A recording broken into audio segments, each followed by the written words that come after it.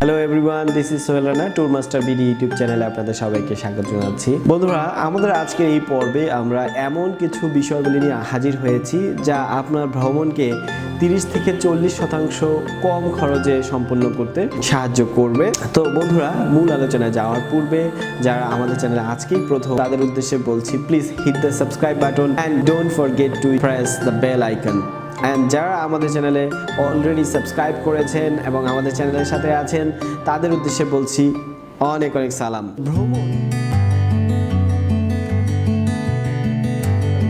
ভ্রমণ অনেকটা ঔষধের মতো কাজ করে। ভ্রমণ মানুষের মানসিক যন্ত্রণা দূর করে।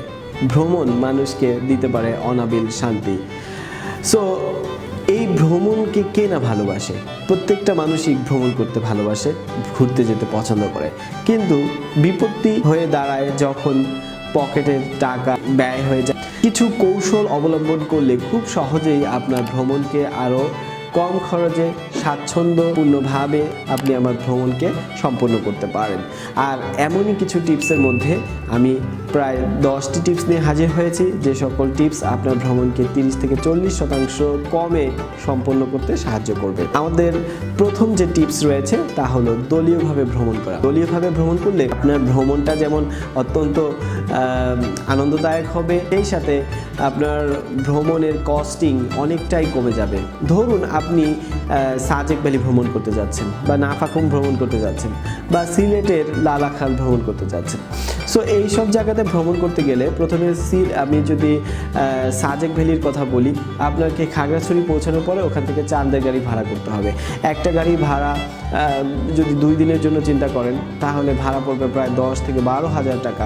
কিন্তু একজন মানুষের জন্য এটা কিন্তু বেশ ব্যয়বহুল। তো আপনার যদি আপনার সাথে 10 থেকে 12 জনের একটি গ্রুপ থাকে, আপনি কিন্তু অনায়াসে আপনি সেইখানে চলে যেতে পারবেন। কারণ 10-12 হাজার টাকা যদি 12 জন মানুষকে ভাগ করে দেওয়া হয়, বা 10 জন মানুষকে ভাগ করে দেওয়া হয়, হয়তো 1 থেকে 1200 টাকার মধ্যেই কিন্তু যাতায়াতের যে খরচটা হয়ে যাবে। অর্থাৎ অনেকাংশেই আপনার কিন্তু খরচটা কমে গেল। এছাড়া আপনি যদি একটি হোটেল বুকিং করতে চান, হোটেলে আপনি ইচ্ছা করলে আপনার বন্ধুর সাথে শেয়ার করে থাকতে পারেন। 2000 টাকার একটি হোটেল 2 জন বা 4 জন যদি একত্রে থাকেন, তাহলে কিন্তু আপনি 500 বা 400 টাকার মধ্যে হয়ে যাচ্ছে। সো লো কস্টের মধ্যে যদি আপনি চিন্তা করেন, তাহলে আপনি যে হোটেলে ওঠেন, আপনার সাথে যদি 2-4 জন ফ্রেন্ড থাকে, তাহলে কিন্তু আপনি অনেক কমে আপনার ভ্রমণটি সম্পন্ন করতে পারবেন। টিপস নাম্বার 2, অফ পিক সিজনে ভ্রমণ করা। অফ পিক সিজন বলতে কি বোঝানো হচ্ছে, যে যেই সব স্থানে, যেই সময়গুলোতে বা যেই ঋতুতে অনেক বেশি পর্যটক ভ্রমণ করে, সেই সকল সময়গুলো এড়িয়ে চলা। যেমন আপনি যদি কক্সবাজার ভ্রমণের কথা বলেন, তাহলে নভেম্বর, ডিসেম্বর, জানুয়ারি এই সময়গুলোতে কিন্তু ওখানে সিজন। সো এই যে সময়টা, এই 3 মাস যদি ভ্রমণ করেন, আপনার কস্টিং কিন্তু প্রায় দ্বিগুণ পড়ে যাবে। কিন্তু যদি আপনি মার্চ বা মে, জুন, জুলাইয়ের দিকে যান, এই সময়গুলোতে কিন্তু পর্যটকের সংখ্যা খুবই কম থাকে। সো আপনি কিন্তু হোটেল বলেন বা যে কোনো ট্রান্সপোর্ট বলেন, অত্যন্ত কম মূল্যেই সেই জায়গাগুলোকে ভ্রমণ করতে পারবেন। এবং আপনি সাজেক বলেন বা যে কোনো জায়গায়, আপনি জাস্ট ডু সাম স্টাডি, এবং এই যে পরিকল্পনা করার মাধ্যমে কিন্তু আপনি আপনার কস্টিংটাকে অনেক অনেক অনেক অংশে কমিয়ে আনতে পারেন। টিপস নাম্বার 3, সব কাজগুলো নিজে করার চেষ্টা করুন। আমাদের আশেপাশে যে টিকিট বুকিং অফিস রয়েছে বা হোটেল রয়েছে, এই সব জায়গায় নিজে যেয়ে নিজেই বুকিং করুন। যদি অন্য কোনো মানুষকে দিয়ে করাতে চান বা ট্রাভেল এজেন্সির মাধ্যমে করাতে চান, তাহলে অবশ্যই আপনাকে এক্সট্রা পে করতে হবে। ধরুন টিকিটের মূল্য 600 টাকা বা 800 টাকা। ঢাকা থেকে কক্সবাজারের মানে বাস ফেয়ার যদি আপনি 800 টাকা হয়, আপনি যদি কাউকে দিয়ে টিকিটটা কাটাতে চান, তাহলে আপনার কিন্তু 50 থেকে 100 টাকা অতিরিক্ত খরচ করতে হচ্ছে। সেইভাবে যদি আপনি হোল প্যাকেজটাকে যদি আপনি কারো কাছে বা কারোর মাধ্যমে আপনি অ্যারেঞ্জ করতে চান, তাহলে কিন্তু আপনার কস্টিং প্রায় 2 থেকে 5 হাজার টাকা বেশি হবে, এটাই স্বাভাবিক। Tips number 4, pre plan and pre booking. বন্ধুরা, এই প্রি প্ল্যানিংটা কিন্তু আপনাদেরকে অনেক সাহায্য করবে।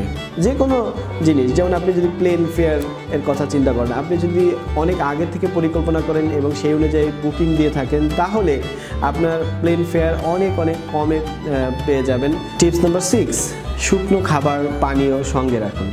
যেমন আপনি যদি বিভিন্ন ট্র্যাকিংয়ের মাধ্যমে বিভিন্ন জায়গায় পৌঁছান বা পাহাড়ের চূড়ায় পৌঁছে যান বা এমন কোনো একটা পরিবেশে পৌঁছান যেখানে মানে লোকালয় থেকে আপনি অনেক দূরে পৌঁছে গেছেন, এরকম একটা প্লেসে পৌঁছালে আপনার কিন্তু সামান্য পানি যেটার মূল্য 15 টাকা সেটা কিন্তু 30 টাকা দিয়ে কিনতে হতে পারে, বা একটা কোক 50 টাকা দিয়ে কিনতে হতে পারে, বা সামান্য মুড়ি বিস্কিট এগুলো কিন্তু অনেক বেশি প্রাইস পড়তে পারে।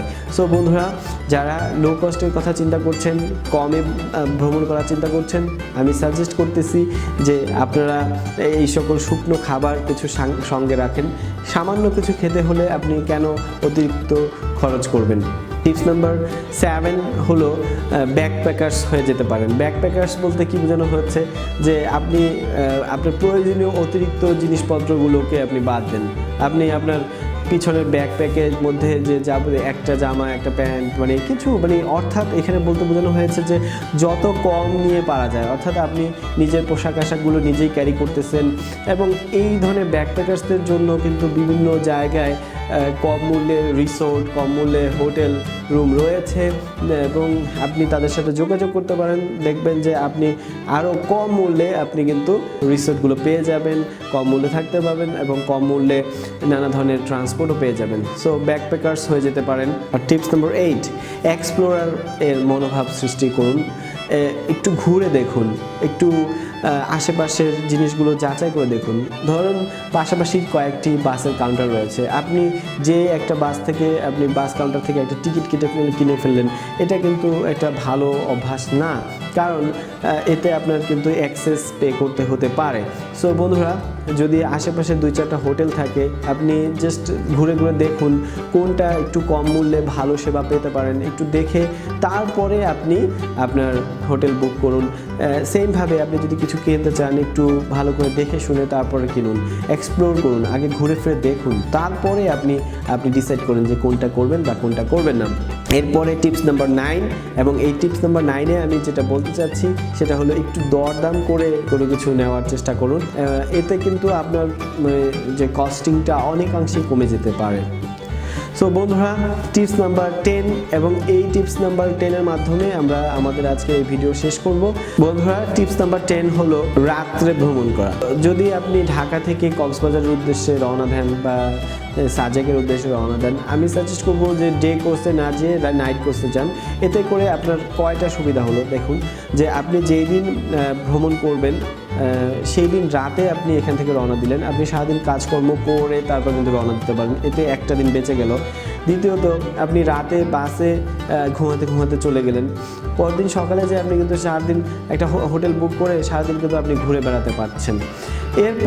পরে একটা রাতে আপনি হয়তো বা হোটেল বুক করলেন বা রাতে থাকার জন্য হোটেল বুক করলেন।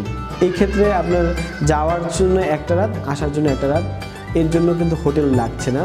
যদি নাইটে আপনি যদি ট্রাভেলগুলো করেন তাহলে কিন্তু মিনিমাম 2টা রাত কিন্তু অতিরিক্ত ভ্রমণ করতে পারছেন, এবং তাও আবার হোটেল ভাড়া ছাড়া। সো বন্ধুরা, আমরা 10টি টিপস নিয়ে হাজির হয়েছিলাম এবং এই 10টি টিপস আপনাদের অনেকাংশে আপনাদের কস্টিংকে কমিয়ে দিবে। তো আশা করছি এই 10টি টিপস মেনে চললে আপনাদের যে ভ্রমণ, সেই ভ্রমণটা অনেকাংশে লো বাজেটের মধ্যে সম্পন্ন করতে পারবেন। সো বন্ধুরা, আবারও বলছি, আমাদের ভিডিও যদি ভালো লাগে তাহলে please hit the subscribe button and press the bell icon. এবং আপনাদের মনেও যদি কোনো প্রশ্ন থাকে বা আপনাদের কাছে যদি কোনো সাজেশন থাকে, please write in the comment section. তো বন্ধুরা, এই বলে আজকের মতো বিদায় নিচ্ছি। আল্লাহ হাফেজ।